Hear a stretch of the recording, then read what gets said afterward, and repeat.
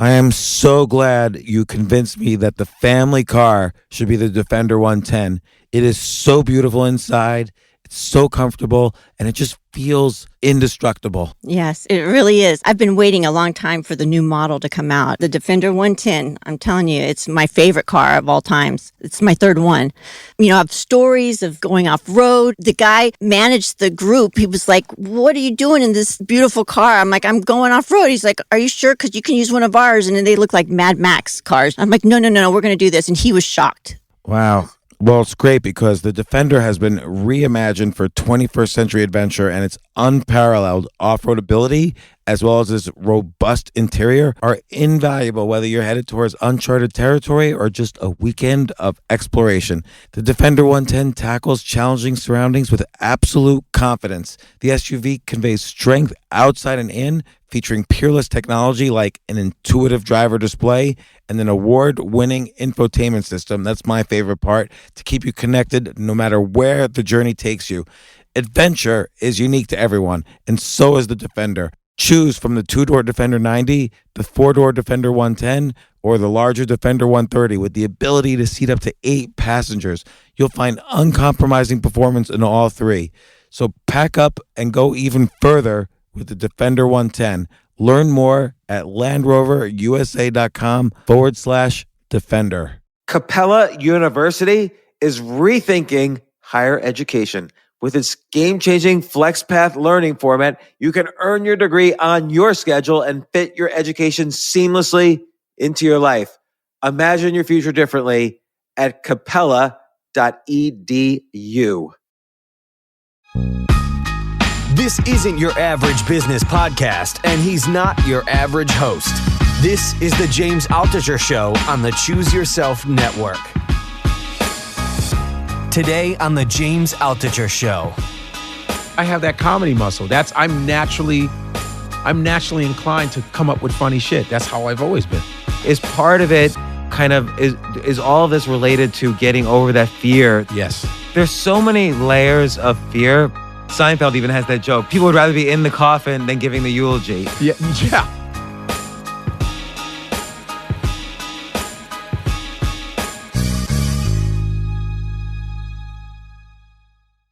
Have you ever wondered how Kobe Bryant became an Oscar nominee? Did you even know he's an Oscar nominee?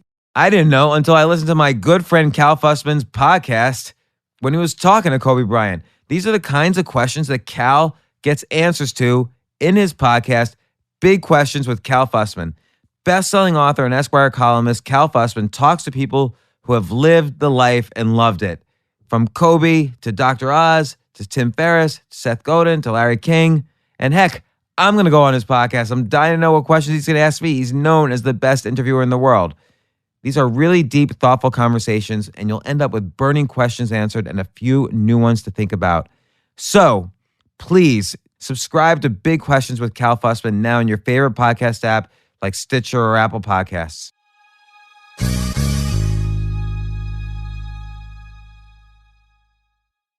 ACT, that's ACT with an exclamation point. It's trusted by small businesses for over 30 years. They grow your business by making every customer interaction count. Try ACT today. Go to act.com for a free trial or call 888-643-6400. Mention this podcast for a free Amazon Echo Dot with any new subscription. See the details online. Call 888-643-6400 to grow your business this year with ACT. That's 888-643-6400 or visit act.com.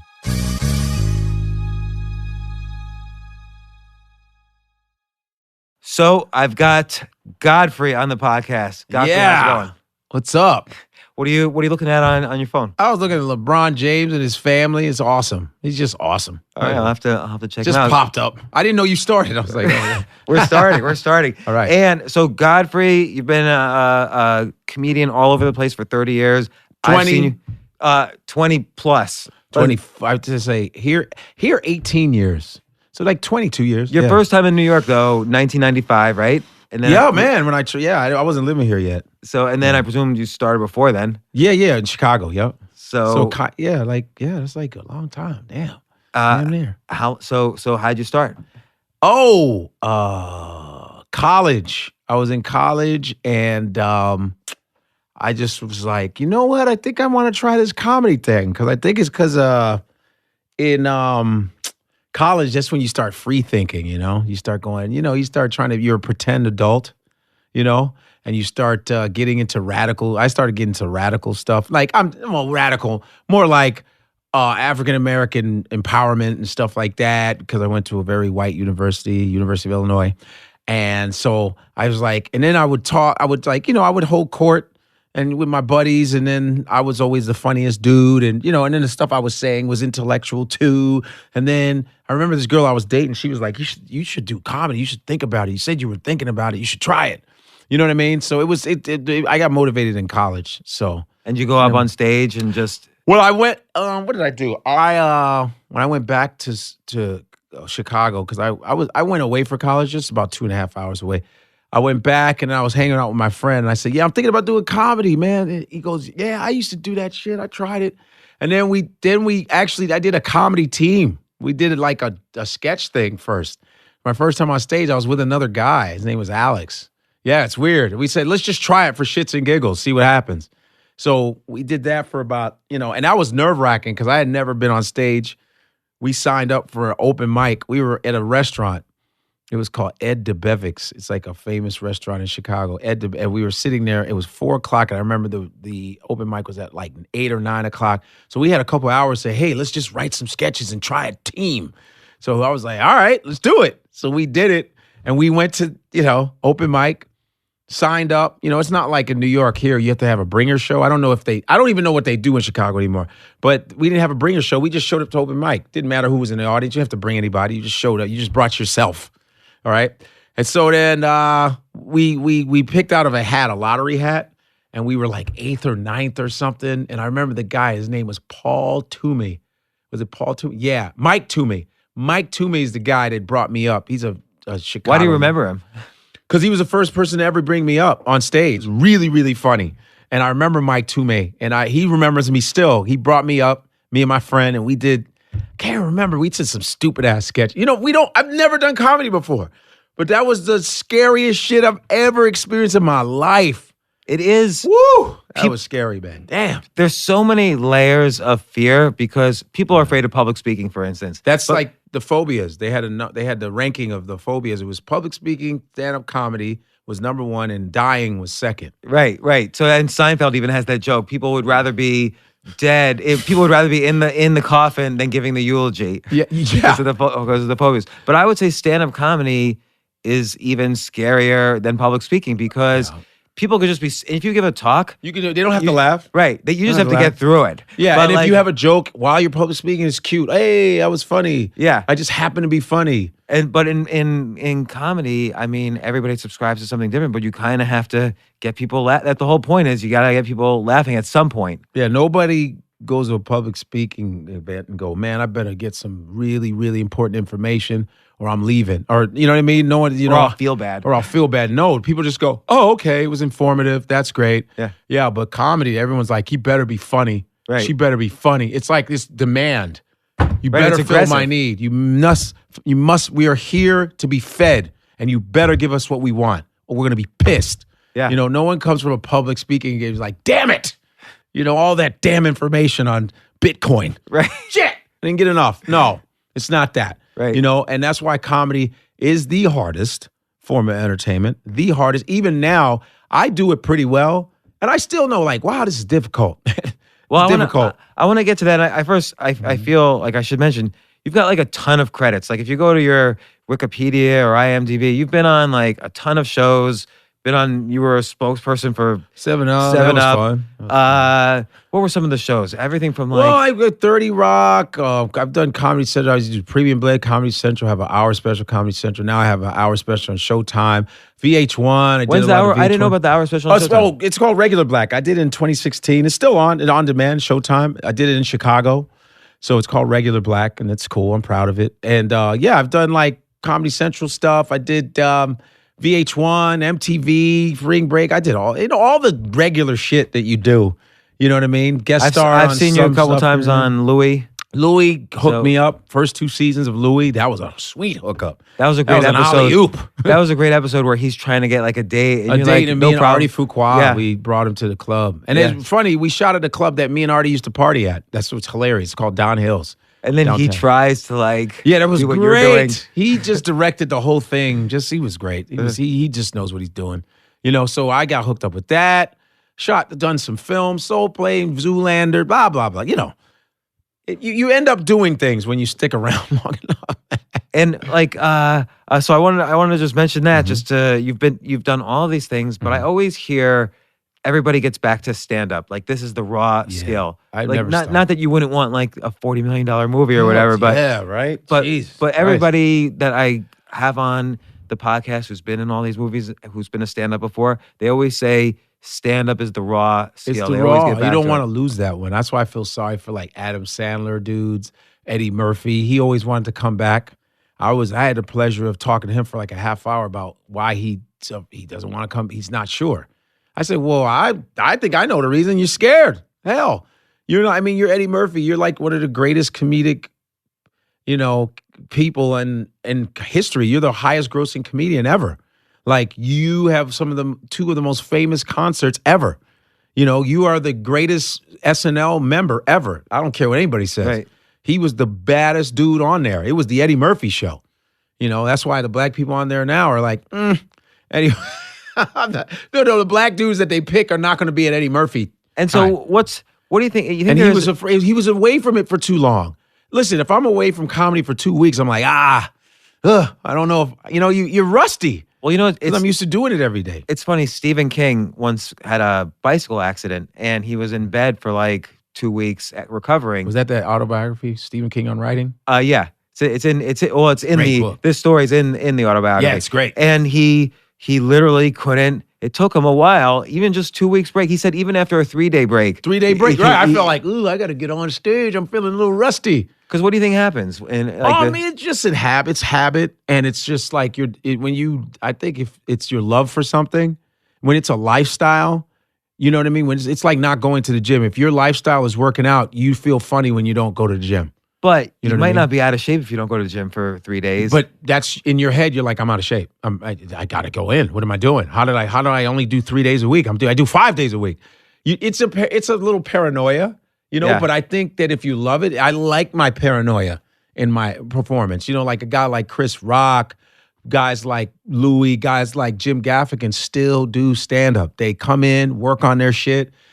I'm telling you, no comedian wants to lose that ability. And the problem is that ability has to be honed all the time. At least 3 times a week. At least 3 times a week. Especially if you're super, super famous, you want to get in at least 3 times a week. That's what I'm saying. And Rock and those guys do that. so what is that ability for you? What is that ability? Like what is the stand-up ability? What is the stand-up? Because there's lots of, it seems to me there's lots of micro abilities. Like I've seen you do stand-up a number of times. There's of course humor. There's also kind of what you're doing with the audience, like reading the audience and slightly controlling the audience. But that's all comes with the experience. All of that comes with reading the audience, interacting with the audience, connecting with the audience. That comes from doing it 1,000 million times. You get all those skills when you do this 1,000 times. So when you were first starting, Yes. and let's say when you're first starting doing stand-up, were you aware that you didn't have these skills? No, I knew. like that how I are w- people protected? I knew that I was funny. I ain't gonna front. My first time I murdered. I'm not gonna lie. And I didn't know what the fuck I was doing. I was like, I killed. What the fuck? They're laughing. Because I could change my voice. I was good at voice shit and blah, blah, blah. And so I was like, damn, I'm not gonna front.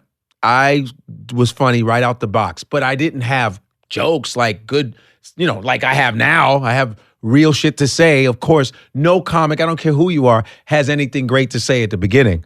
I didn't, comedy is a language. It's a language. Like if you're learning Chinese right now, you're going to start from the basics. Like I've seen people do comedy like, I'm 40 years old and I'm starting comedy. Okay, ABC, motherfucker. That's So right. what's You're going to be ABC? 60 when you get the shit right. That's so you don't think there's any. I always Fuck try to no. ask people like in every field, not just comedy, right, but every right. field. Is there a is there a way- a steroid? Because you know why I can tell there's not a steroid? Because the guys I came up with, we're all funny as fuck, and not a lot of people can follow us. were funny as shit, and we had to work at it. Like, we had to work at it. I mean, I was funny off the I got buddies in Chicago. All the guys that came, we were funny as shit, but we didn't have shit to say. We were just doing jokes. Like, you ever da da da da? Don't you hate when that happens? That's nothing. That's like, but we were just naturally funny. I came up with Robert Kelly, Bill Burr, Patrice O'Neill. These are dudes you can't. I mean, I'm not gonna front. Some of the comics I see now, I'm like, what is that shit?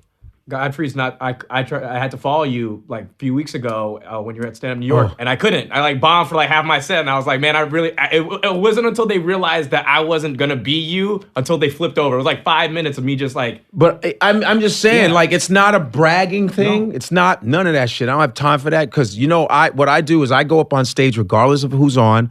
I still go on stage. I still do 10 people rooms. I'm not too good for this art form. I never think I'm too good for this art form. That's a lot of times these comics get like too big for the art. And this art form will knock you down every time. When I did Comedian with Seinfeld, I've been in like 3-4 comedy documentaries, and I was in Comedian with Seinfeld, and I remember he asked me, he saw my set, and he said, man, he's like, I've been wanting to talk to you, man. How long you been doing comedy? And I really thought I was the shit. I was like, yeah, I've been doing it like 9 years, He goes, okay, that's kindergarten. So he goes, that's your age in comedy. That's your age. Don't forget that. That's your age in comedy. You're a 9-year-old in comedy. That's the greatest advice. Man, that's the greatest advice. So when you're in year 2 or year 3, how do you keep pushing forward knowing like, oh my gosh, I got 17 years left? But I loved what I was doing. The fact that when I first got on stage, do you measure like little bits of progress and kind of congratulate yourself? Man, I respect comedy too much because my history of comedy is ridiculous because I'm a Pryor guy, Carlin, Jackie Gleason, Johnny Carson was my hero. Jonathan Winters, you're talking about Mantan Moreland, Pigmeat Markin, Slappy White, Timmy Raj. I knew my history, I knew my history of comedians. And when you learn the history, which a lot of motherfuckers walk around here, I go, learn the history of comedy, man. Read up on that shit. I learned about George Burns and Gracie Allen. I learned about comedy radio. I read books on everything. And Laurel and Hardy, I learned about comedy. And I had a respect for it because these people were in their 60s and 70s still doing it. And you know what I mean? And I was like, it's a real art form. So I never approached comedy like, oh man, never did. I was like, this is some hard shit. So what, for you, what's the ABCs? What is ABC? What is ABC of comedy? Yeah. Shit. Like the basic language. The basic language of comedy. That's a good question. Cause I can say what the ABCs are because I've been doing it a long time. Yeah. But I think for me, it's control of the room, energy. Energy does not mean hyper. Right. Some comics are hyper. Some comics just stand there. Like, look at Stephen Wright. He can control the whole room and he barely moves. Right. It's an energy doesn't mean that shit. No. Energy means being present and controlling the room and people going, who the fuck is that guy? Like, you know what I mean? And my approach, it's very conversational. I'm very conversational. That's my style. That's why I'm a big Carlin and Pryor fan. They just talk. They just having a conversation, but it happens to be a funny conversation. You know what I mean? Like, I'm the type of dude that will say, I just saw some shit and I'm going to talk about it right now before I even start my set. I'm going to go, yo, you know what the fuck? I would rather bomb with a new joke than kill with a joke I do all the fucking time. The ABCs for me is just control. I mean, I don't know, control the room, being present. I mean, I don't know if I sound corny. No. That you know what I mean? That's very interesting. So let's take the control the room part. Mm-hmm. What's the ABCs of that? Control of the room. Because that's useful for not only comedy, but like, let's say public speaking or sales or negotiating. Sometimes working the stage. Sometimes, in public speaking, there's certain points of the stage that you make certain points. It's subliminal shit. That's what Tony Robbins talks about. I forgot the N something. It's a little method that you use. Yeah, when you speak. Yeah, he refers to NLP, but NLP, right? So what does he do? But there's certain things like when you make certain points on the left side of the stage, you say this for that. The middle stage is when you stress this kind of point. It's like working the stage is important. If you're a person that works the stage, you work the stage. I think holding the mic, there's a lot of little things that are important. Sometimes I remember when there was a point where I couldn't even, you'd be so nervous. I'm like, even if the mic was wrapped around your leg, you left it there. You're like, shit, I don't want to do that shit. They might boo me. I don't, you know what I mean? But it's like mic, the way you handle the mic, it's not really that much. There's only a few things. It's just doing it 1,000 times until you get good at it. You feel where I'm coming from? Yeah, like you're saying essentially there's subtleties that you pick up, like maybe the holding the mic in a certain way with a certain crowd. Yeah, because when you first go, you go, hey, but then when you're 10 years in, you're holding the mic a totally different way. You're speaking with it a different way, like it's part of you, like it's an appendage. But let me ask you this: like you said, one thing you just said is if the mic's around you, you might leave it alone because you're afraid that they're going to boo you. Yeah. Is part of it kind of is all of this related to getting over that fear that they're going to boo you? Yes. Is that what helps you to be present? Man, when you first start comedy, there's so much paranoia because the failure energy is there. Like, because when people ask me, "You're a comedian, are you funny?" I go, "Yup." They want you to go, well, because they feel like it's a probability. Being funny is a probability. That's where they don't respect it as an art form. Because it's a real art form. It's a real craft. Fuck that. I'm gonna say craft. Crafting, because when you craft something, you're molding shit. You're shaping shit up. It's a real craft. There's laws. You know Gene Perret? Gene Perret is a famous comedy writer. Look at his book. He has books on comedy writing. Gene Perret, he's one of the most famous comedy writers. He wrote Carol for Carol Burnett. And he talked about the law of threes. In comedy, there's a law of threes. In sitcoms, law of threes. When you hit a punchline, tag, and then another tag. That's it. There's laws of it. There's some jokes you do that you can kill anywhere you go. It's your best joke and it always works. Why? Because you've crafted it to where there's laws that make it work. Period. It makes, even if it's a shitty crowd, you go, let me use my best joke. And you still get a laugh out of that. You've crafted that joke to where the timing is perfect, the way you said it is perfect, the wording is perfect. It's a craft. It's a real art form.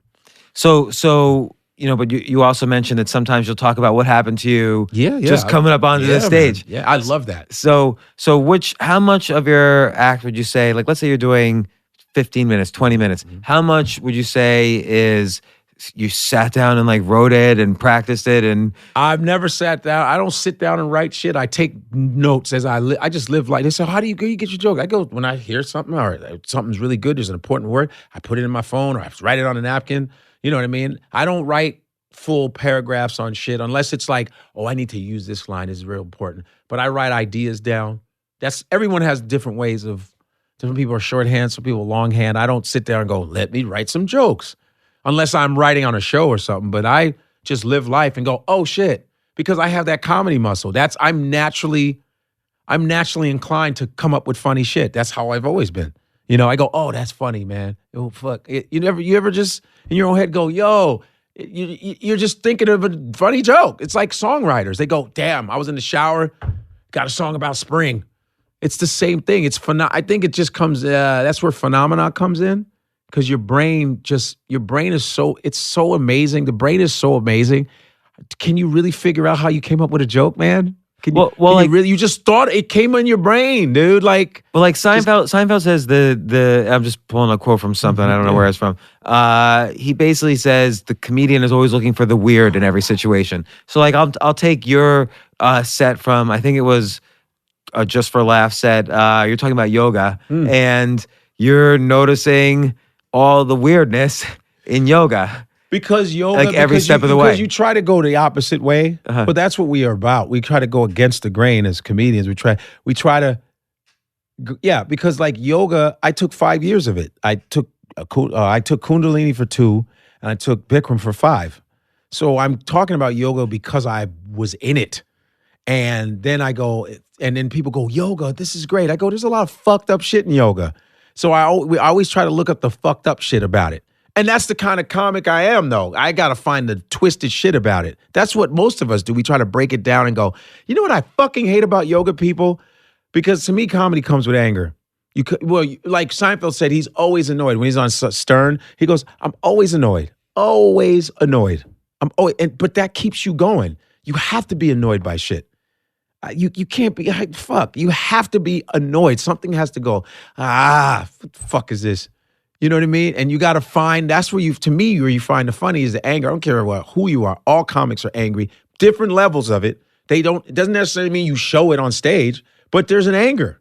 There's some kind of fuel making you funny. I think it's anger, personally. That's funny. So I'll have to be a more angry person in general. You might be an angry motherfucker. You just don't show it. You're like, Yeah. hey, No, but it's you're probably true, a actually. horribly angry person in your own little way. So you gotta be. No, I have my moments. I know. But Make sure those moments are funny as shit. well, I think that's part of the Mm-hmm. part of the skill is making them that's part of the craft is how you take those moments and turn them into humor, kind of vomit them out as humor. Right. And that's from doing it 1,000. And then there's some people that just aren't that funny. It's just not funny. You can write a great joke and it's just it's really actually written funny, but the person saying it just, There's some people who are not that funny. And in general. how often do you turn over your material? So like come up with new stuff? I think every day. Yeah. I think I'm always coming up with new shit. It's kind of dangerous too because like when I do shows on the road, when I'm on the road, that's the one thing we had at the Comedy Cellar. Like there's almost like a pact, not a pact that we all came together and drew blood, but we all have a pact of how respectful we are to each other's act. Like David Tell, who's to me one of the greatest comedy minds living. Like I've never seen anybody quicker than that dude. Like sometimes I've been around that dude so much. I've seen this dude come up with shit. I go, what the fuck did you come up with? Like, he's so fast. And even David Tell, who people bow down to, like, we go, David Tell. I've seen him do a joke where he'll come up to me and say, hey, man, do you do a joke? Da-da-da. Oh, I just wanted to see. He has that much respect, because he's a guy who churns out a lot of jokes. Colin Quinn's a guy who I churn out a lot of jokes. And sometimes when you're on the road and you're with some middle act or whatever the fuck they are, I'm saying that because they'll be like, they'll watch you changing jokes, and then all of a sudden they decide to do that. I go, my man, you do that one more time, I'm gonna kick you off my show. You're not that good. Don't fucking do that. Don't put Dave Chappelle always said, I didn't come here to put fucking shit in your cup. You know what I mean? Stay in your lane, do your little thing, and let me be the one that change. You know what I'm saying? Because I do a lot of different jokes because that's just how I feel. I don't feel the same every show. I never do. But even if I do the same kind of joke, I don't even say it the same. So here's what I always wonder. Like some comedians, they're not themselves on stage. They have a total persona. Like Mitch Fatel. Or I was gonna say Mitch Hedberg, but Mitch Hedberg. So like he's just saying absurdist stuff the entire time. But Hedberg was like that. I did Montreal with Hedberg. I knew Hedberg. Hedberg was that guy though. Even though he said some really genius shit though, like, right? But he was like that in real life. Hey, Godfrey, man, what's up? How you doing? That's how he was. He was the same guy, but he just had these phenomenal jokes, though. He knew how to, It seems like there's some aspect of how you find what your authentic voice is, and that seems to take time, but I'm just curious, like, how many years were you doing it? 10 years before 10. you said, Yep. okay, About I'm 10. actually now Yep. Godfrey on stage. Now I can begin. And what were 10 years. What was Damn the right. difference between jokes pre-10 and post-10? Shit. The chance taking Uh-huh. was more like I'm going to talk about this. I don't give a shit. I don't give a fuck how people feel. Right. Like it's like most of the times your jokes are for you more than the audience. So I wonder if someone could tie into that while still keeping, developing the skill of being funny and so on. If they could tie into that feeling of, I don't care, I'm going to say what's funny to me. It comes with repetition, man. I can't even stress it. It comes with you know what it's like? Comedy is like you watching yourself grow. Like if you say you're 5 feet and you're going to eventually be 6 feet, that's like watching that. You can't. You're just going to be 6 feet. Like, oh shit, I'm here. But let's maturity. say someone goes on stage for the first time, as opposed to let's say someone goes up on stage after hearing you say comedy is about anger and crafting jokes around that.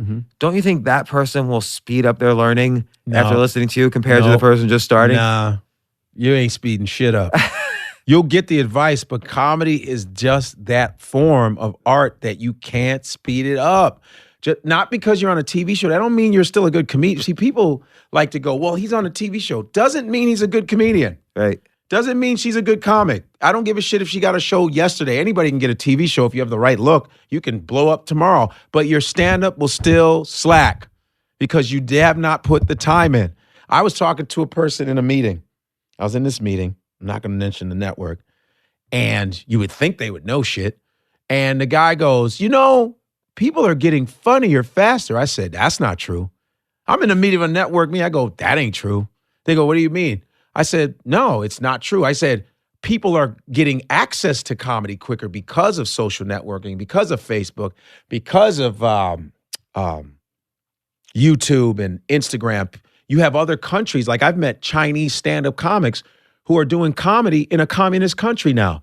It's an American art form. That freedom to talk to an audience and make fun of the government, it's happening in Indonesia. I met the most famous Indonesian comic places, and that's the most Muslims in Indonesia. They have the most. They're doing stand-up now. They're doing stand-up shows in Nigeria, my country. They're doing stand-up as an American art form because they were able to see other people do it. Now you got foreign comics that maybe take my material and they do it for themselves. You know what I mean? Because they have access through social networking, through technology. I said, that's what's happening faster. But as far as the art form, hell no. That shit it doesn't matter what they build. The art form of comedy cannot be rushed. It's impossible. You cannot rush it. You understand what I'm saying? And the guy goes, I said, I'm from that school of comedy. He asked me, what school? I said, funny motherfuckers, man. Funny motherfuckers. That's the school of comedy I come from. Fucking beasts on the microphone. I don't know what, I said, I don't know what you guys got on your channel, but they can't fuck with us at night. And I'll blow that whole lineup away. So it's kept it real. What did the network say? They What were happened? like, whoa, boo, boo, boo. But he was mad at me because I didn't kiss his ass. But I was just like, he was just being he was just being an idiot. Like I'm on stage every night. I go to different countries. I do comedy every single night. I do it to the people that are Nielsen rating people. I do to the poor, to the rich, to the ghetto, I do Chinese. I'm on stage every night. To the drunk, to the drug, I get people mad at me. I've done this every night. I continue to do it every night. How are you telling me at 9 a.m. that you know more about comedy than me? It doesn't fucking make sense. It's like there's a really good interview with Mayweather. Floyd Mayweather is talking to one of the announcers. They're doing a little split box. And the guy is talking about, so are you afraid to fight Pacquiao? And Mayweather's like, I'm not afraid to fight Pacquiao. We just got to get the money right. And the guy's like, I think you're afraid. He's never boxed. And Mayweather's like, have you ever boxed before, man? Have you ever boxed? No, I haven't. Then what the fuck are you talking about? Have you ever been in the ring? And the guy he goes, dude, answer my question or I'm going to leave this interview. Have you ever been in the ring? Have you ever thrown a punch? Have you ever jumped rope? Then shut the fuck up. You know what I mean? It's like, if you're not in it, don't tell me. You know what I mean? And that's the problem. It's like comedians know what they're talking about. Why do you think comedians that, like in the history of television, every stand-up comic had a damn near successful show? Roseanne, Bill Cosby, right? Tim Allen, Ray Romano, Kevin James. You can just keep Red Fox. They were themselves. Their comedy, Chappelle Show broke records, man, because it was his stand-up. It's what we crafted. All we did was take it to television. But when you interrupt that shit goes to shit. You know what I mean? What do you mean interrupt that? When these fucking suits come in and fuck up your sensibility that you've crafted for years, which is very difficult, and they kind of change it up, you lose, man. You lose. Let's stop to take a quick break. We'll be right back.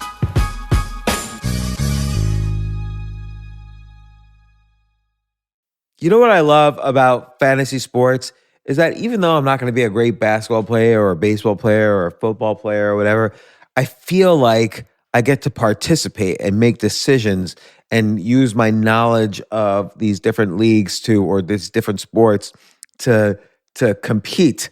So it's like I can pick my team or I can pick my favorite players and I could use my knowledge to make predictions and maybe even make money. So with the basketball season here, you can now pick combo projections across football and basketball from the Specials League on Prize Picks. This is a league created specifically for combo projections that include two or more players from different sports or leagues. Want to play alongside some of Prize Picks' favorite players like rapper Meek Mill and comedian Andrew Schultz, who's also been a guest on this podcast, and I've been a guest on his? You can now find community plays under the promos tab of the app to view entries for some of the biggest names in the Prize Picks community each week. Look, Prize Picks even offers a reboot policy so that your entries stay in play even if one of your players gets injured. For football and basketball games, if you have a player who exits the game in the first half and does not return in the second, that player is rebooted. Prize Picks is the only daily fantasy sports platform with an injury insurance policy. What? So I love playing it. I love anywhere where I can use analytical ability with my interests to demonstrate some skill and maybe make some money. And I like the game-like aspect. I do wish they had chess as a category on prizepicks.com, but I'll settle for what they've got. Maybe I should make my own fantasy chess league. But in any case, I love Prize Picks. Go to prizepicks.com/James. Use code James for a first deposit match up to $100. That's the easiest $100 you're ever going to make. So that's prizepicks.com/James and use code James. Daily fantasy sports made easy.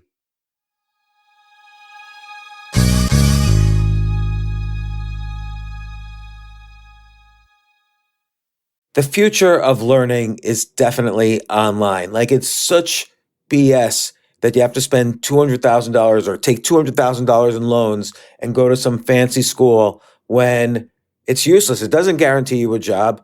Most employers, including me, do not care about degrees or grades or anything like that. We want to care that you love what you're doing, that you know what you're doing, in some cases that you have experience or that you're willing to learn. But people in general love learning and are curious. Like, the key to success is curiosity. And I think masterclass.com is the perfect model for online learning. I'm really happy they're sponsoring this episode. If you're going to give a gift, give the gift of learning. Masterclass makes a meaningful gift this season for you and anyone on your list, because both of you can learn from the best to become your best, from leadership to effective communication to cooking. Let me tell you some of the classes I've taken. I've taken comedy from Steve Martin. I mean, can you believe I can take a class from Steve Martin on comedy, or Judd Apatow, my favorite comedy director? I could take an actual class from him on writing. Wolfgang Puck on cooking.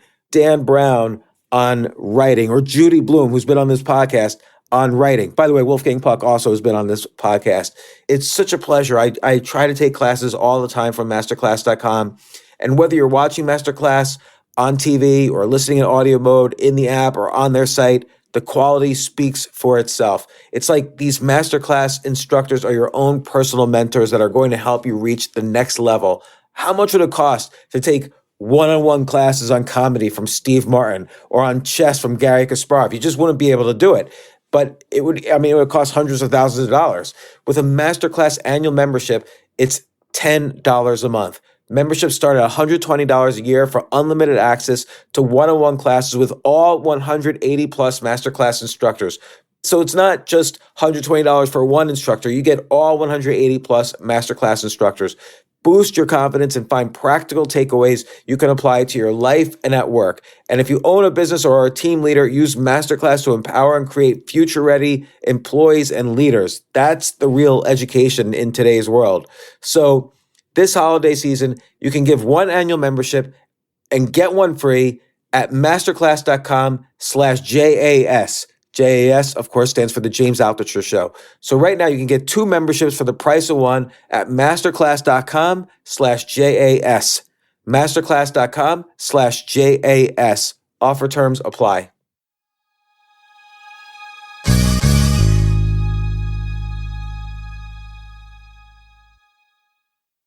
AI might be the most important new computer technology ever. It's storming every industry, and literally billions of dollars are being invested. So buckle up. The problem is that AI needs a lot of speed and processing power, so how do you compete without costs spiraling out of control? It's time to upgrade to the next generation of the cloud, Oracle Cloud Infrastructure, or OCI.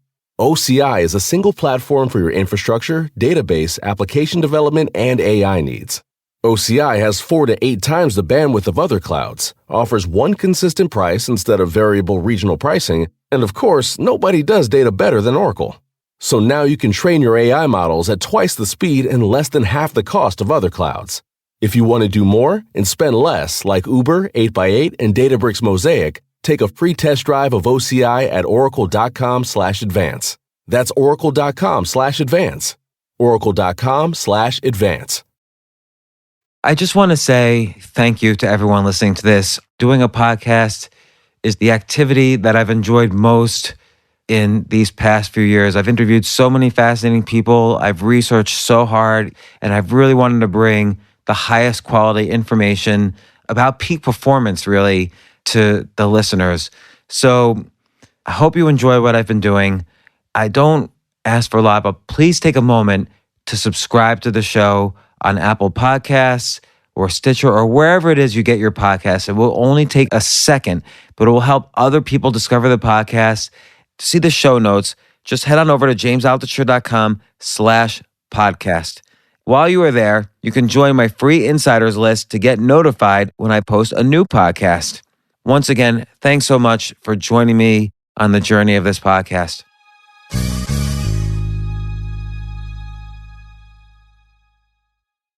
You obviously have been, all over media. You've done everything from commercials to TV to movies, but you haven't had that boom, boom, boom. Yeah, like people still. Listen, Chris Rock moment. It's so funny because a lot of people. I know you've been asked this a lot because I watched a lot of interviews. And I love when people bring it up. And the reason I ask it is because honestly, you're great. Like I've seen you perform downstairs here a million times. I've watched all your videos. Like you're a great comic. So what do you think is going on? There's a lot of factors, man. It's hard to, because people, some of my friends have called me on other podcasts where my name was brought up and I wasn't even on the podcast. They say, "Oh, here's something I can't figure out. How come Godfrey is not where a Kevin Hart is or where Catwoman? What the fuck is going on?" There's so many factors. You can go, "Oh, my representation ain't shit. I have a shitty manager." Do I? I don't know. Do I? Maybe I'm not hanging out with the right people. Do I know that? I don't know. A lot of people in this business suck. Do I have to go hanging out with them? Also, you've also hung out with the best people. You're performing at the Comedy Cellar. I hung out with the best people. Even I remember, this is when I knew it was crazy. When Dane Cook, who Dane doesn't really fuck with people, asked me, he said, "How come you're not on SNL?" I said, "SNL rejected me 3 times. And I can I can do mad characters. They didn't pick me. I go to auditions. I get some stuff. I don't get some stuff. I don't know. I hope that I'm not some woulda, coulda, shoulda motherfucker. But the stuff that I talk about too, I think also people don't take into account that race does play a big part in this shit. People want to act like it doesn't. It does play a part. When you're whether you're a Jewish cat like yourself, whether you're a woman, white or a black or Asian, they take that into account. Like I'm this African-American dude. I'm not fat. I'm in shape. I look like an athlete. Da-da-da-da. The shit I talk about is very pro-black. I do pro-black. I'm a college grad, intellectual. Sometimes that shit might be threatening. It might. I don't know. I'm thinking it's not far off. Right. So let's play with that. Let's play with that theory. Yeah. So, like for instance, let's take who are probably the big 3 of the big ones for the past 15 years or 20 years or whatever. Chris Rock, Dave Chappelle, Kevin Hart. Mm-hmm. So in that theory, you're right. They're thinner, smaller. Think about it. Less not alpha, not really alpha. Like when I saw you do stand-up. I saw figuring the shit out. I saw you do stand up once, and actually it was the first time I saw you, and you were like your foot. It was down here. Your foot was like on the ledge. I love that. You were like I've stolen that move now. Your foot. You were like looming over the audience on purpose. Yeah, and then someone like whispered all the way in the corner, and you were talking to someone. Some guy whispered all the way in the corner, and you just turned him and you were like, "Shut up!" And he like instantly like that whole side of the room like shut up. Yeah, because I like to I just like to do things to fuck with people. I just want to. I go. I'm gonna be a black man that you fear and just really use it today. I'm gonna use it. Fuck it. I'm gonna show me my big fucking muscular black arm that you are afraid of, and see if I can be funny. No, it's almost like it's like reverse psychology. You know what I mean? Because what I'm trying to say is like it's just comedy, dude. That's all it is. All I am is a comedian.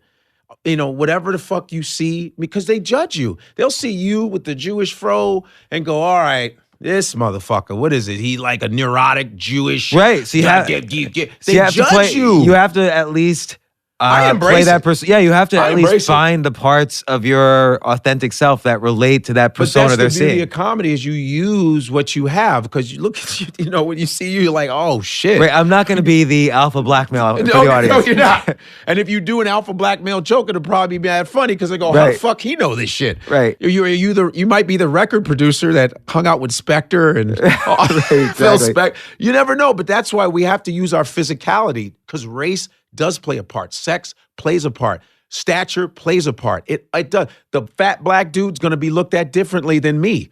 You know, the skinny black dude, not as great looking. I'm not saying I'm the best looking dude in the world, but I think I know from people telling me, oh, you're a good looking guy. That sometimes I've had situations where I'm in an audition and I don't get the part because they say they're going to give it to the dude that doesn't look as cool as the co-star. I've been told that shit. Like, he might outshine that guy. I've been told that shit. Does that make you feel good? And so, No, you're not working. right, because not only that, it seems like you've also had a lot of starts to like really amazing starts to great possibilities, like an animated show based on your life, or all these great I opportunities. sold it. It didn't work, but you know what? You keep going. But part of this business is the failure percentage is higher in this business. You know, you don't get Right. everything. It's what it is. They've designed it to where you're not going to get a lot of shit all the time. So how do you deal with the psychology of that? Because Man, that's you part just- of the skill what of I- being a great stand-up What's comedian. great is stand-up is what saves my sanity. Because every time I get on stage, I go, yeah, that's why I'm in this shit. Look at the fuck I do. The fact that I'm a good stand-up comedian, I go, you're goddamn right. Because you can always, first of all, you can make a living. You make a living doing it. You have fans around the country and the world. You're like, fuck, man, I'm in this fucking club. I sold out. What? You know what I mean? You still go, this is a victory. So Conquering stand-up comedy is a victory. And people need to realize that shit is hard. And when you're doing it well, you can't go, oh, I'm not in a movie. Motherfucker, you just made 3,000 people laugh with shit you created. Because we tend to lose because we get compared. Because, in this business, there's always one black person at a time. Kevin Hart, that's the guy. And even when you come in for an audition, can you be like Kevin Hart? I go, I can't. Why? Because I'm Godfrey. I'm not Kevin.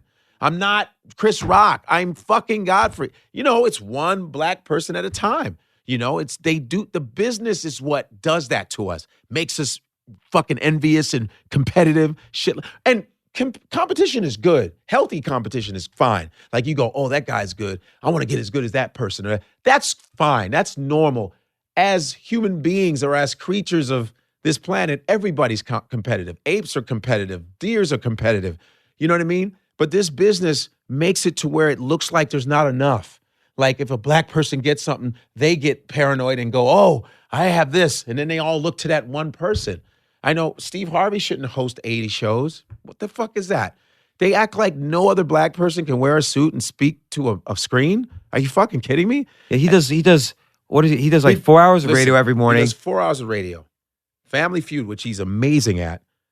He does the Steve Harvey show. He has 2 Steve Harvey shows. Then he has the pageant. Then he has the Big Shots.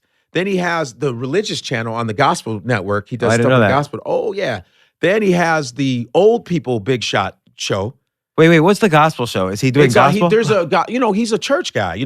Church people love him. So he does church stuff on that something N religious network, RN, something. I've seen him on all that shit. And then he does, he hosts about 8. Yeah. It's like, but I go, hey, it's almost like a form of racism when they give too much to one person of color. It's like, spread it out, dude. And it's not about me giving it to me, but just other people. What the fuck? No, I look, and this weekend is a great example because Black Panther broke every record possible. Beautiful. And so maybe that, who knows if that makes people change things or if they just say that's a superhero movie Well, or sometimes, and this business, when black people, anybody brown or minority gets something good, it almost makes the powers that be mad. They get upset like, fuck that. It can either go one way or the other. Like, this is great. Black people sell. We've always sold. I mean, we were sold, for Christ's sake. We always make money. So you feel me? So we're very marketable. Hello, slavery.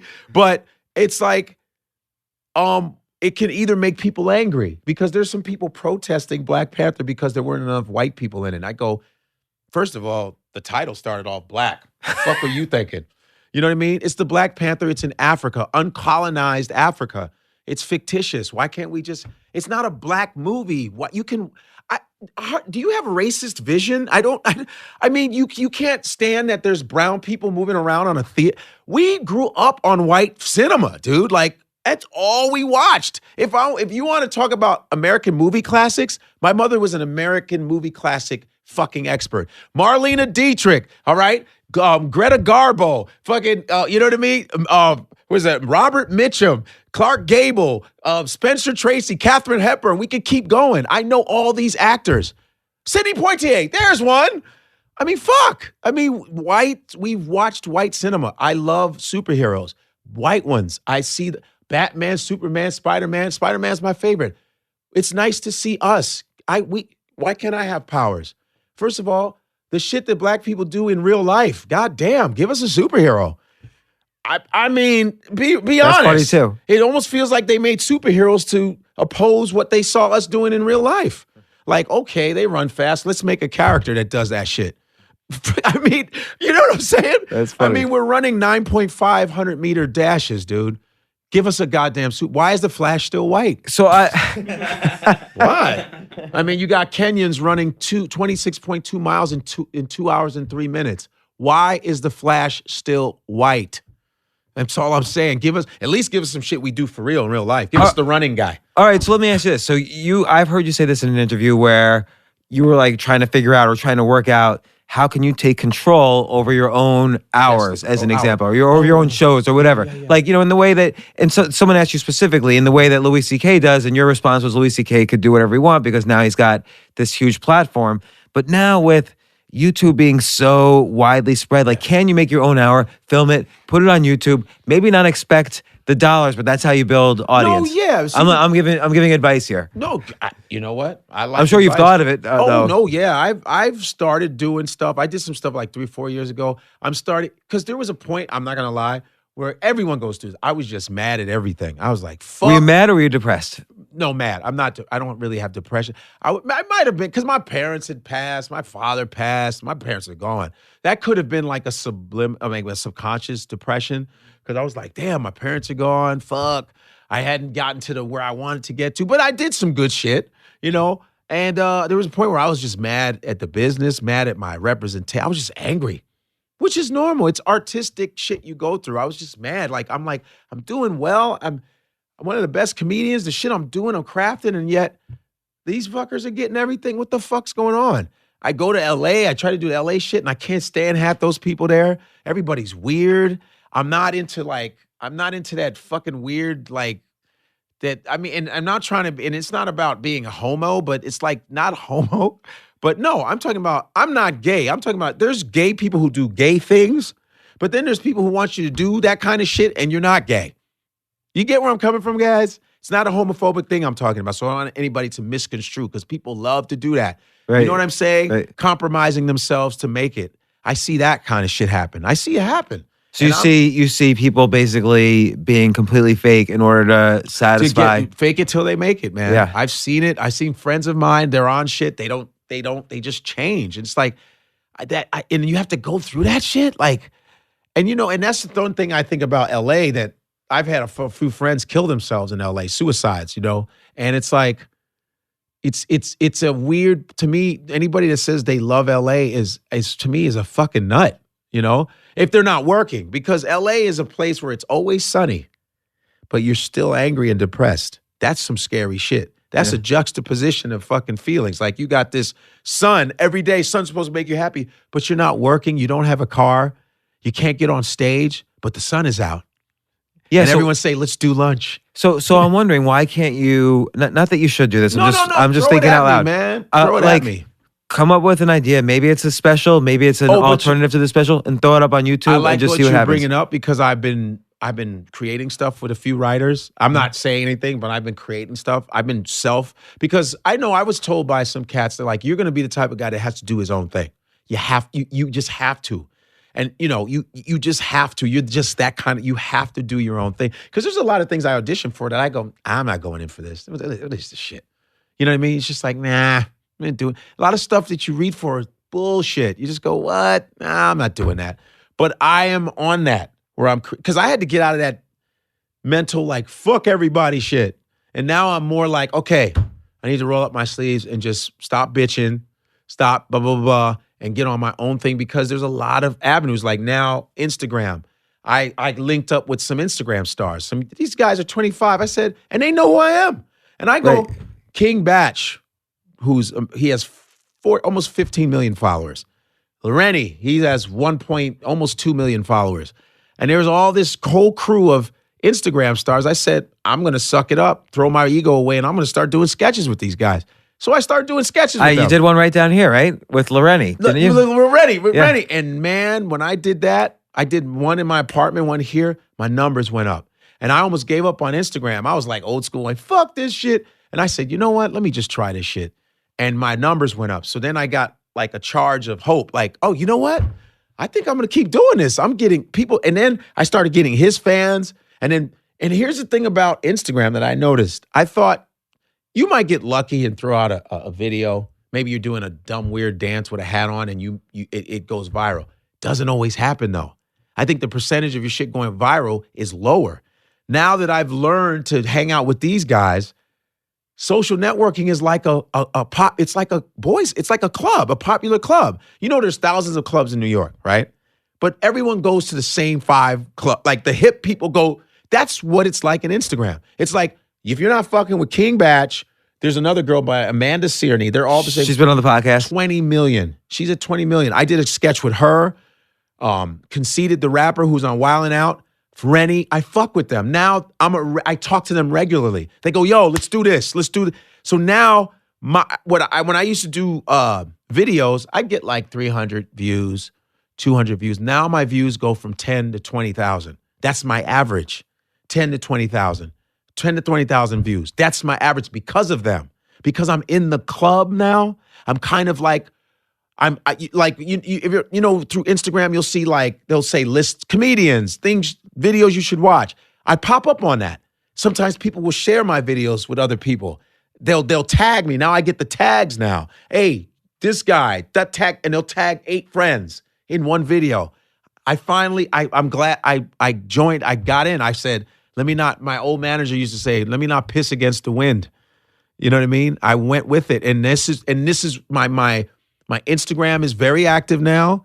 My Instagram's active. Also, I'm creating stuff with writers that I've joined forces with. Writers for traditional TV or traditional TV. Traditional TV. Also, I shot a few things for YouTube.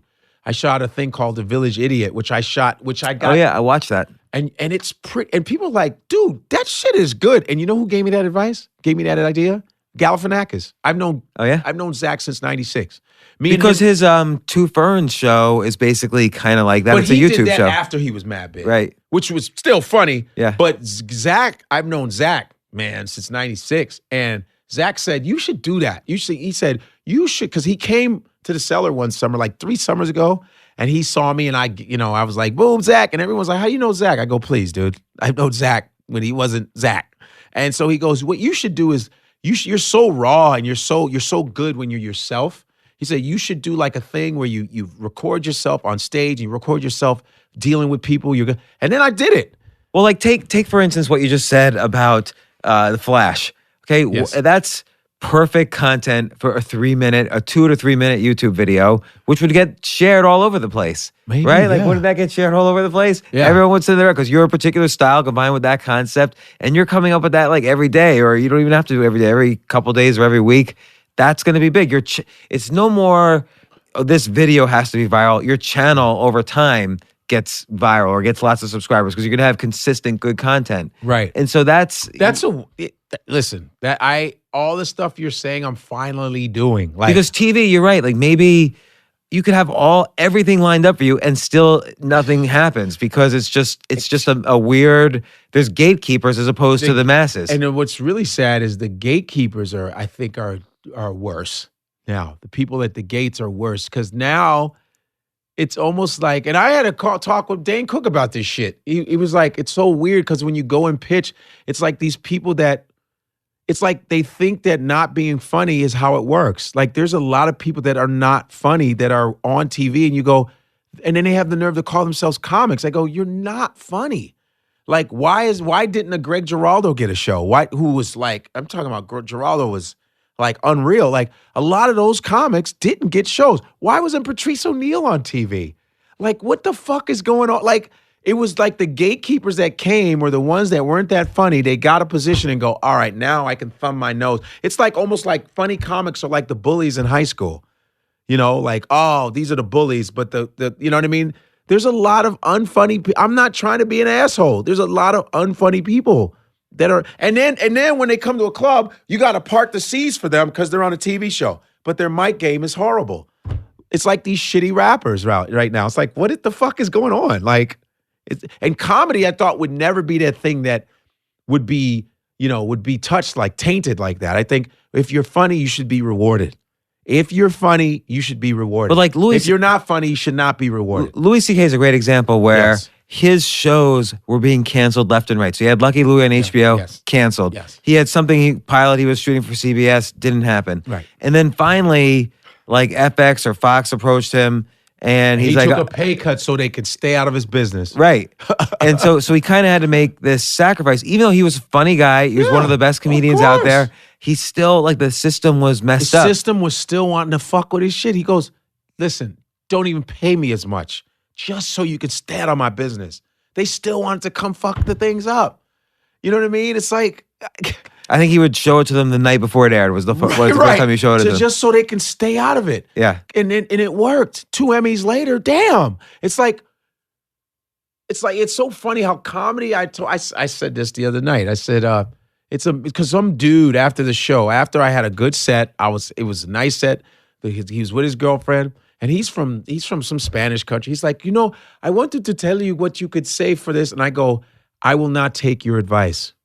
I don't want you to tell me what I should do. I don't want your dumb advice. He goes, well, why? I said, because you're not funnier than me. You're not funny. Are you a comedian? He goes, I'm a finance. Exactly. You're not funnier than me. I don't want your advice. I don't give a fuck if it's a word I need. I don't want it to come out of your mouth. I don't want you to have the privilege of helping me with a joke when you don't put your time in. No. If you're another comedian, I'll be like, hey, thanks. Because you're in it. You're in the trenches. So I'll go, okay, you have the comedic mind. You get it. But not somebody that doesn't do comedy. I don't want your advice. Everybody's an expert in what the fuck we do that don't do it. Everyone has something to say to us. You know what you could... Nah, you know what you could do is not say shit to me. So that's how I feel. I'm protective of the art form. I put too much time in this for some bum to be like, you know what you could do? One thing about comics is we will never show up at your job. Never to give you advice. Never. Whatever job you do, a comic will never be there to tell you what the fuck to do. So it reminds me how 9 out of 10 people think they're above average drivers, right? So it can't be the case that 9 out of 10 people are above average. Only 4 out of 10 are above average. Right. So, but it's driving's that one of those subjective skills. Like everybody says, oh yeah, I'm a great driver. No. So driving's not subjective. There's people who can't fucking drive. Oh, I'm the 1 out of 10 who admits he's bad. Right. So, I'm a good driver because you don't use your fucking rear view mirrors. You don't use your side mirrors. You don't know to change lanes. You don't know what speed. Oh, no, I kill people. There's good driving and shitty driving because you're in a goddamn car and you know when someone's honking going, what the fuck are you doing? I wish comedy was like that where we can honk and go, what the fuck are you doing? Get off the damn stage. But it's like one of those things where, okay, let's say it's semi-subjective where people are just clueless. It's like poker also. Everyone sort of thinks they're good at poker because there's an element of chance. Comedy too, it sort of feels like, oh yeah, I make my friends laugh, so they don't understand. Well, yeah, it's that subjective. There's a like, listen, complexity. there's some people who don't think I'm funny. And that's fine. You're right about that part. That there's tastes. I'm not funny to some people. But nobody's funny to every single person in the world. That's impossible. There's some people that they just don't get you. Like that, I get that. But as far as like, I think the reason why people give us advice, let me tell you why. Oh, by the way, is this all subtext for the fact that I gave you advice about YouTube and Instagram and stuff like that? Not at You all. like saying you better not fucking give me advice about YouTube. Not at all. Fuck no. I think I need that advice. No, I love that. No, I always take in like, yeah, you're right. I take that to heart. No, seriously. This is the reason why I think people always feel like they're experts in comedy is because everybody has a sense of humor. It's a natural thing to have a sense of humor. Even dictators had a sense of humor. There's someone that made Mussolini laugh.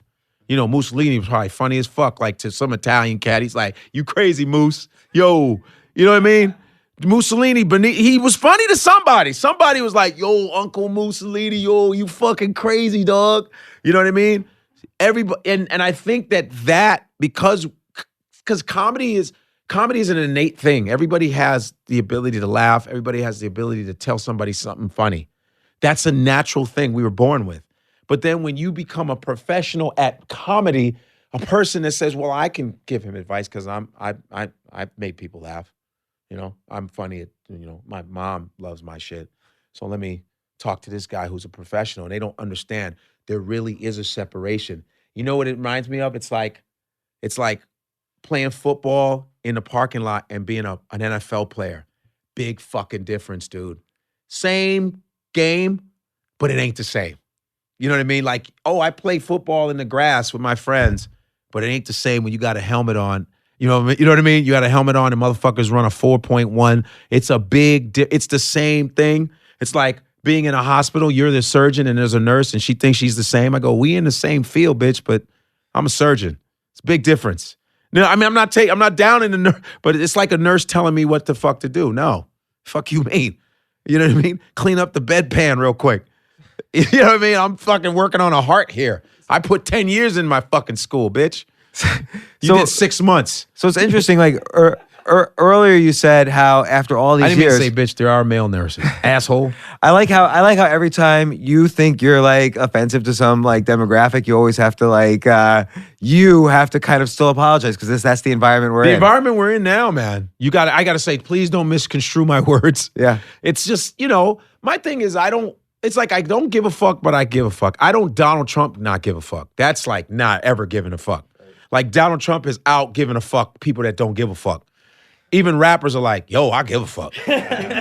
You know, because rappers are the ones that come up with, I don't give a fuck, baby. I don't give a fuck. No, we give a fuck. You give a fuck about how many sales you have. You give a fuck like if you'll make enough money to feed your family. You give a fuck about your moms. All black rappers love their moms. That's real talk. So we give a fuck. There's a giving a fuck and not giving a fuck. But Trump don't give a fuck.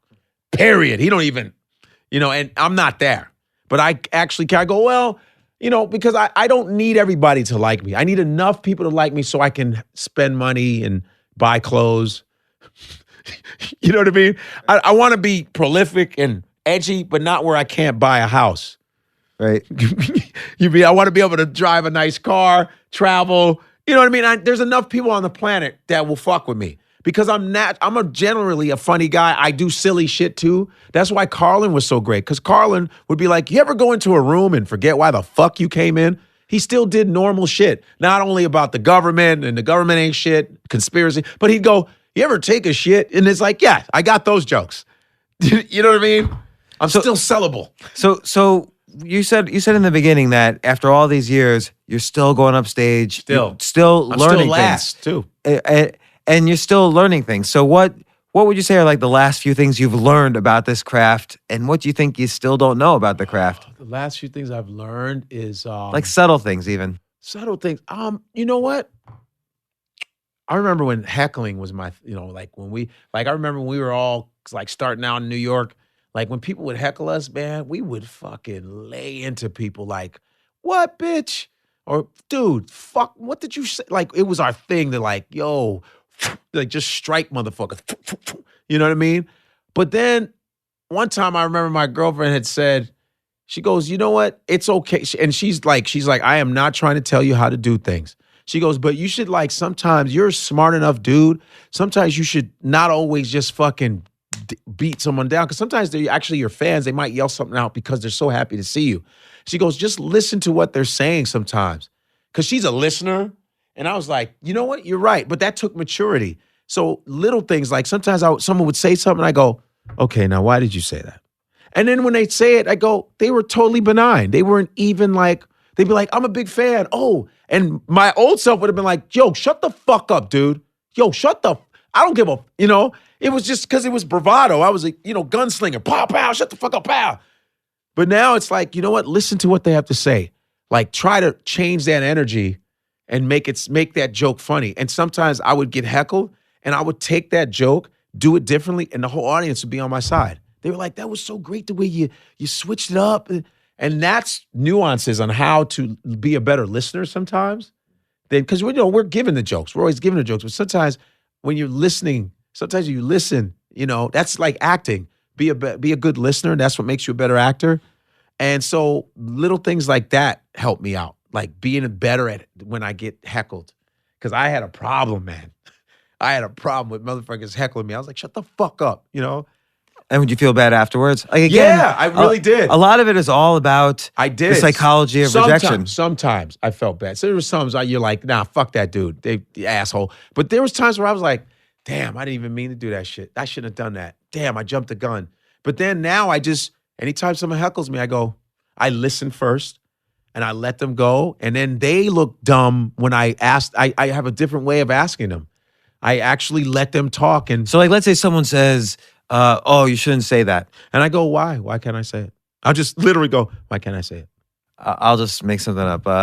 You can't say that about those type of people. What I mean, those type? Look, you're being just as racist as I am. Those type of people, that's disrespectful. All right, so now this person's looking stupid. Now everyone's like, shut this guy up. It works, man. It works. That for me, it does. So what's I know this just sounds stupid, but what's another thing? What's another? I'm pulling for another nuance. Another nuance that you've learned recently.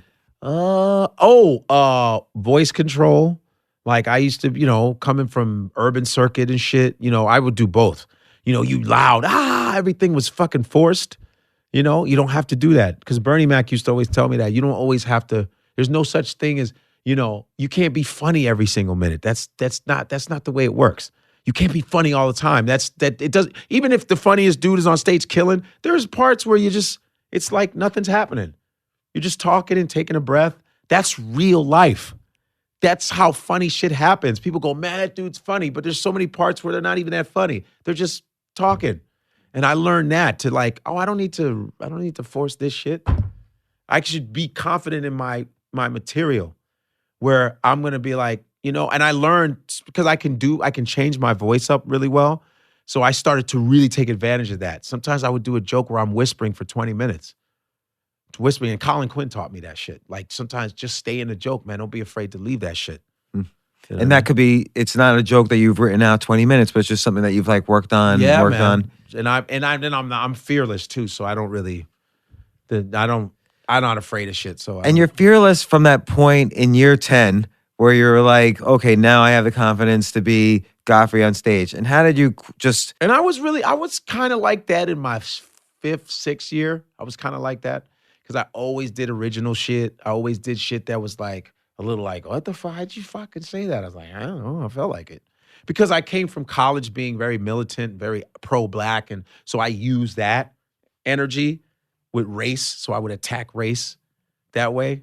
I may not have been mature in the way I stated it, but I didn't give a fuck and I threw it out there. And then the fact that I threw it out there helped me become a better comedian because I was like, well, I said it. Well, fuck it. I'm here. That's gonna be me. And so what happened between the 6th year and the 10th year? What was the big leap in the 10th year? The being able to word everything right, to be able to connect the stories together and be okay with like sitting in a joke and going, yeah, everyone's uncomfortable, but there's a punchline coming, but I didn't rush it. Yeah. So being able to, because you're kind of like semi-failing in the moment and sitting with that. But are we failing? That's another thing. Are you? We don't know that. Are you really failing? But if you get the fucking payoff, did you fail? I don't think so. If someone gets mad. So it's kind of like general advice. But if in someone life gets, too. when someone gets, right, if someone gets mad at you in a joke because they're uncomfortable, the fuck do I look like? This is an art form.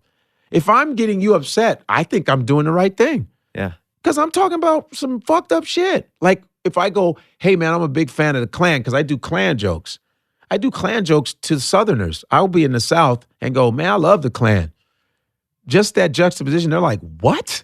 Like they just look at me like, you're not supposed to be liking the Klan. You know what you are, right? I know. But why not fuck with someone's mind like that? That's the art form. Comedy is an art of words. It's the art of words. It's the art of words. And when words bring up images, like I was a psych major in college. When you think Klan, you know exactly. You see, as a Jewish man, as a black, we're like, what? Klan, you think, right? Hangings, noose, white supremacy, hatred, death, boom.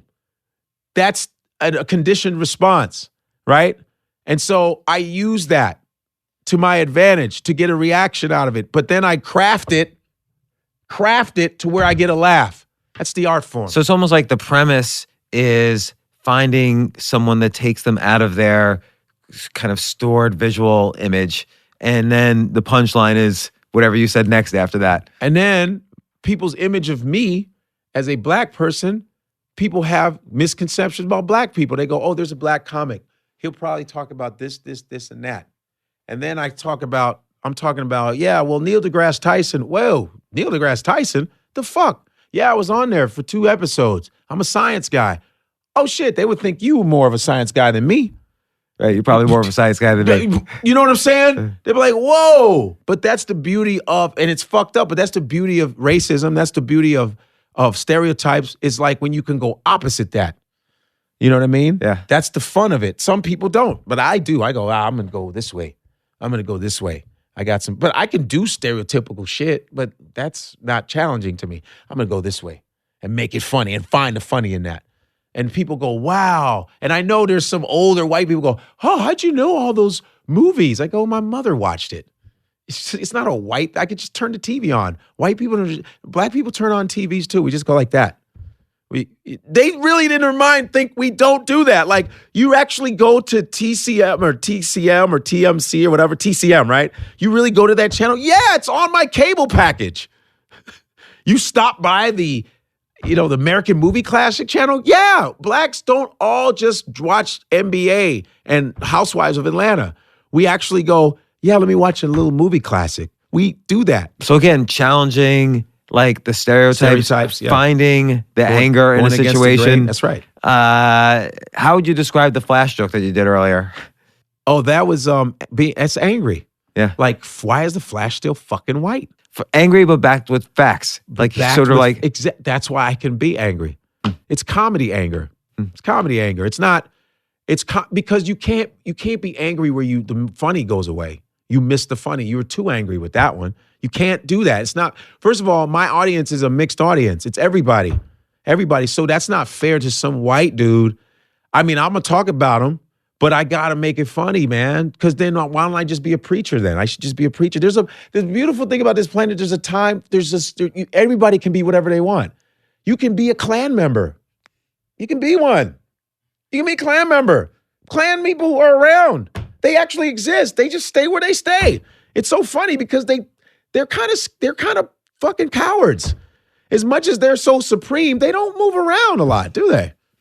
Right? That's kind of funny too. You know, they don't come to Times Square because everybody they hate's there. There's too many of them. But they'll be in the woods like, fuck that, white supremacy. Well, why is it you're so supreme? Why don't you come to New York? Express yourself. Well, Godfrey, where's the next place people can find you? Other than Stand Up New York, when Comedy is this being shown? When is this being shown? Next week or two? I'll be, you guys are the worst. You can look, usually on my Instagram, follow me on Instagram, Comedian Godfrey. Twitter is Godfrey Comedian. Also, I'll be at Cobb's Comedy Club in San Francisco, Sacramento Comedy Club, Sacramento, California. The Punchline is Sacramento. How do you I'll be in LA. How do you keep your relationships intact if you given the travel? My relationships, like girlfriends? They're used to it. It's like you just keep in. I don't know. You call them, text them. No. It's like as long as it's working. I don't know. It's all wisdom to me, so I don't know. I mean, you could be local and the girl hates you. Hell, you can have a shitty relationship no matter what the distance is. Right. You know what I mean? It doesn't matter. I don't think it matters anymore. It's like if it works, it works, and it doesn't, it doesn't. Unless you just live too far from each other and you just don't see each other, but that's not even a relationship. But you can be, your girlfriend can be in Jersey or can be down the street and she can be mad at you. Don't matter. All right. Matter. On that, the most powerful advice I'm using there of all. Thanks so much for coming on the podcast. Thank you for having me. Finally, yeah. I finally got here. I thought I was going to, be a rich man after this, but you remain the rich one. We'll see. Jesus. I don't know. Oh, yeah. If you like listening to this, subscribe to the James Altucher Show wherever you get your podcasts. All right. Thanks a lot, Godfrey. That's great. Yeah.